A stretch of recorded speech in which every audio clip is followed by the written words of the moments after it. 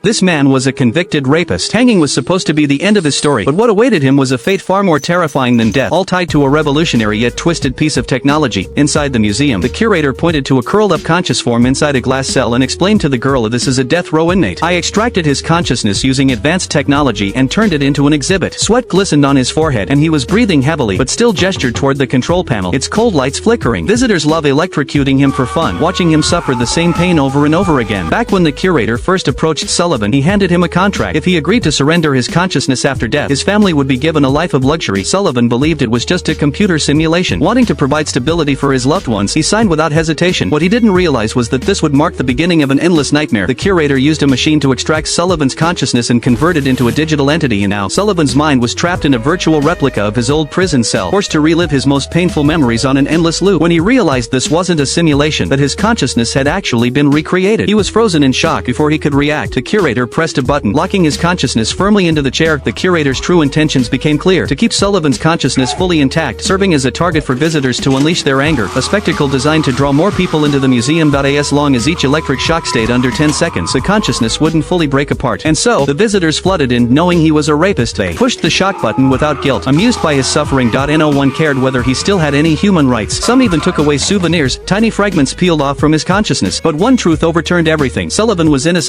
As the truth spread, ordinary visitors left one after another. Only the most sadistic ones remained, prolonging the torment until Sullivan's consciousness degenerated into a hollow, demented shell. Eventually, the museum stood abandoned. Then, the curator began to feel unwell, weak, sweating, and short of breath. The girl who had silently listened all along finally spoke. She was Sullivan's daughter. She had laced the water she gave him with something deadly. As his body started to fail, she strapped the consciousness extraction machine onto his head. When the curator opened his eyes, he found himself already trapped inside the consciousness space. The girl had long since learned and mastered all of his technology. Now, it was his turn to suffer, his consciousness imprisoned, forced to experience the very torment he once inflicted on others. The girl walked away as the museum burned in flames. Driving off, she glanced in the rearview mirror. Hanging from it was a small ornament, a fragment of the curator's consciousness, screaming in pain for eternity.